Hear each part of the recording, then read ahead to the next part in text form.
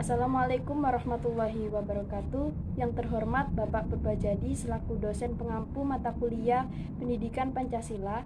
Perkenalkan, nama saya Destia Nurfitriana Raisya Ahmad, NIM 22010644067. Di sini saya akan menjelaskan materi pertama dan yang kedua Pendidikan Pancasila. Langsung saja, latar belakang, tujuan, dan landasan Pendidikan Pancasila. Yang pertama, latar belakang pendidikan Pancasila. Dalam menghadapi era globalisasi saat ini, diperlukan perubahan yang progresif. Untuk menuju perubahan yang progresif itu dibutuhkan usaha konkret. Globalisasi tentu membawa dampak baik dan buruk. Agar dapat menyeleksi hal-hal di era global, perlu adanya nilai-nilai yang bersifat universal serta diyakini kebenarannya sehingga dijadikan pedoman untuk hidup berbangsa dan bernegara. Dalam hal ini telah disepakati Pancasila sebagai dasar negara yang menjadi pedoman bangsa untuk menapaki perjalanan sejarah selanjutnya serta sebagai upaya membentuk karakter bangsa sehingga tidak akan menyimpang dari nilai-nilai luhur Pancasila. Baik, selanjutnya tujuan pendidikan Pancasila. Yang pertama, membentuk karakter bangsa. Yang kedua, mengimplementasi nilai-nilai luhur Pancasila. Yang ketiga, berkontribusi aktif dalam kehidupan berbangsa.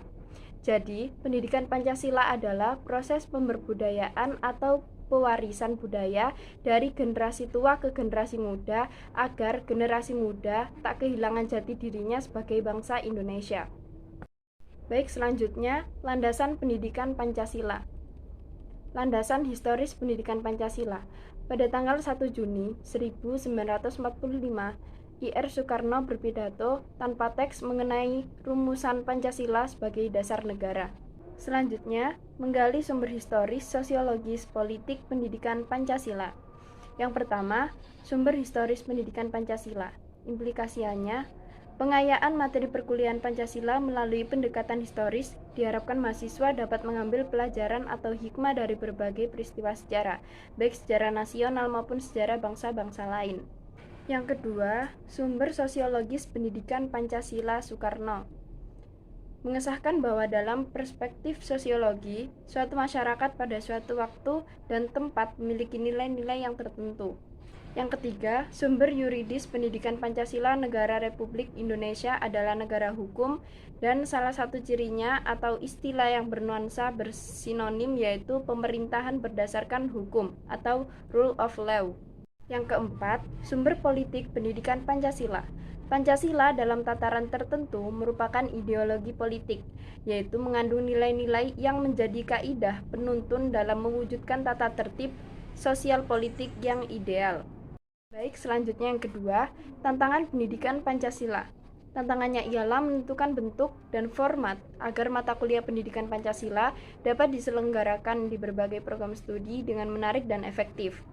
Tantangan ini dapat berasal dari internal perguruan tinggi, misalnya faktor ketersediaan sumber daya dan spesialisasi program studi yang makin tajam, yang menyebabkan kekurang tertarikan sebagian mahasiswa terhadap pendidikan Pancasila. Baik, materi yang selanjutnya yaitu Pancasila dalam sejarah perjuangan bangsa. Selanjutnya masa kejayaan nasional, yaitu masa kejayaan kerajaan Nusantara mulai dari kerajaan besar seperti Sriwijaya dan Majapahit menjadi bukti bahwa perjalanan bangsa Indonesia memiliki kedudukan penting. Zaman Majapahit abad ke-14, maka Pancasila pada masa itu lebih dikenal sebagai Pancasila Krama yang memiliki 5 elemen dasar pembangunan karakter bangsa, yaitu yang pertama, tidak boleh melakukan kekerasan, yang kedua, tidak boleh mencuri, yang ketiga, tidak boleh berjiwa dengki, yang keempat, tidak boleh berbohong, dan yang kelima, tidak mabuk minuman keras. Yang pertama, Kerajaan Sriwijaya. Sriwijaya dikenal sebagai kerajaan bahari karena masyarakatnya hidup dari pelayaran dan perdagangan. Keberadaan Sriwijaya dibuktikan dengan adanya prasasti kedudukan bukit. Selanjutnya, yang kedua, Kerajaan Majapahit. Kerajaan Majapahit dibangun oleh Raden Wijaya pada tahun 1293 dengan di Trowulan. Anaknya Jayanagara menggantikan kedudukannya sebagai raja tahun 1309 hingga 1328. Selanjutnya, masa Kerajaan Sriwijaya. Tumbuh dan berkembangnya Sriwijaya menjadi kerajaan besar berawal dari penaklukan yang dilakukan terhadap Melayu atau Jambi. Sriwijaya telah menguasai daerah dari daerah selatan yang meliputi Bangka, Lampung, dan Tarumanegara, serta Jawa Tengah hingga ke daerah utara yaitu Kedah. Selanjutnya masa Kerajaan Majapahit. Kerajaan Majapahit dibangun Raden Wijaya di Trowulan, Mojokerto. Raden Wijaya banyak menghadapi konflik yang datang dari kalangan dekat istana. Beberapa pemberontakan yang terjadi adalah pemberontakan Arya Wira Raja bersama Nambi, pemberontakan Ronggolawe 1925, dan pemberontakan Lembu Sora 1928. Selanjutnya yaitu bentuk penyelenggaraan pendidikan pada masa kolonial, yaitu yang pertama, pendidikan kolonial. Lembaga pendidikan diatur dan dijadikan oleh pemerintah kolonial Belanda dan terjadi praktek diskriminasi rasial dan kelas. Penyelenggaraan pendidikan pada masa kolonial terjadi praktek diskriminasi, di mana anak-anak dibedakan sekolahnya berdasarkan tingkat ekonomi. Yang kedua yaitu perguruan kebangsaan. Salah satu bentuk penyelenggaraan pendidikan pada masa kolonial yaitu perguruan kebangsaan. Perguruan kebangsaan ini membawa kesan positif dalam masyarakat kala itu. Intelektual muda mendirikan perguruan kebangsaan untuk membentuk kepribadian dan mental bangsa melalui semangat nasionalisme. Sekolah ini tidak mengenal diskriminasi, seperti perguruan taman siswa yang didirikan oleh R.M. Suwardi Suryadiningrat atau Ki Hajar Dewantara. Tujuannya yaitu menanamkan rasa cinta tanah air. Penyelenggaraan pendidikan pada masa perguruan kebangsaan tidak mengenal diskriminasi dalam hal derajat, perekonomian maupun keturunan. Kemudian yang ketiga yaitu pendidikan perguruan Islam. Pendidikan perguruan Islam merupakan salah satu dari 3 bentuk penyelenggaraan pendidikan pada masa kolonialisme Belanda.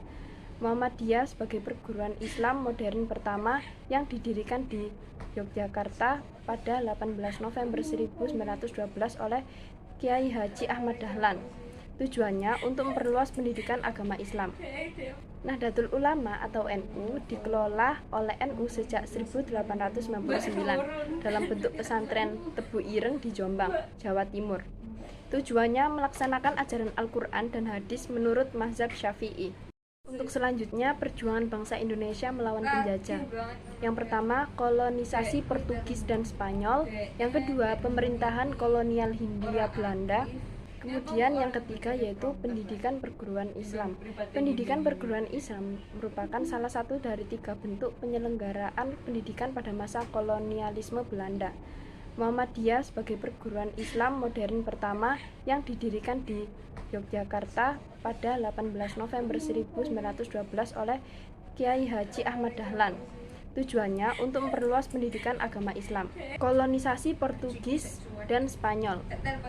Posisi Portugis yang telah mampu menguasai Selat Malaka tahun 1511 menjadikan Malaka sebagai pintu gerbang rempah-rempah Asia. Selanjutnya yaitu kolonisasi Portugis dan Spanyol. Posisi Portugis yang telah mampu menguasai Selat Malaka tahun 1511 menjadikan Malaka sebagai pintu gerbang rempah-rempah Asia. Pentingnya peran rempah-rempah bagi bangsa Eropa mendorong Portugis akhirnya melakukan kerjasama dengan beberapa penguasa lokal Indonesia.